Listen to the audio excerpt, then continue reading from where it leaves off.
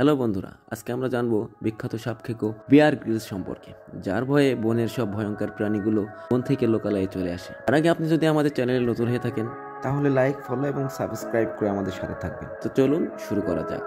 ছোটবেলা থেকেই বিয়ার গ্রিলসের প্রকৃতি এবং অ্যাডভেঞ্চারের প্রতি ছিল অন্যরকম টান। তার বয়স যখন ছিল 8 বছর, তখন তার বাবা তাকে মাউন্ট এভারেস্টের ছবি কিনে এনে দেন এবং সেই সময় তিনি মন স্থির করেন যে তিনি একদিন মাউন্ট এভারেস্ট জয় করবেন এবং মাত্র 23 বছর বয়সে ইংল্যান্ডের সর্বকনিষ্ঠ ব্যক্তি হিসেবে মাউন্ট এভারেস্ট জয় করেন। বিয়ার গ্রিলস টেলিভিশন জগতে প্রবেশ করেন একটি বিজ্ঞাপন চিত্রে অভিনয়ের মাধ্যমে। তিনি বেশ কিছু টেলিভিশন প্রোগ্রামেও অংশ নিয়েছেন। তিনি সর্বমহলে পরিচিত হন তার ম্যান ভার্সেস ওয়াইল্ড টিভি শোর মাধ্যমে। এই শোতে বিয়ার গ্রিলস পৃথিবীর প্রতিকূল পরিবেশে কিভাবে টিকে থাকতে হয় তার বিভিন্ন কৌশল তিনি দেখিয়েছিলেন, যা সারা বিশ্বব্যাপী সমাদৃত ও জনপ্রিয়তা অর্জন করেছিল।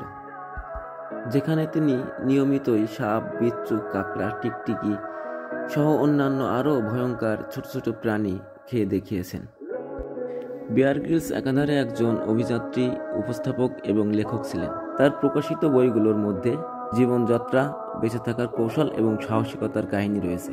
তার অসংখ্য প্রকাশনার মধ্যে Bear Grylls adventure, Bear Grylls a survival guide for life's, mud, sweat and tears অন্যতম। বিয়ার গ্রিলস 2000 সালে সারা গ্রিলসকে বিবাহ করেন এবং ব্যক্তিগত জীবনে তাদের 3টি পুত্র সন্তান রয়েছে।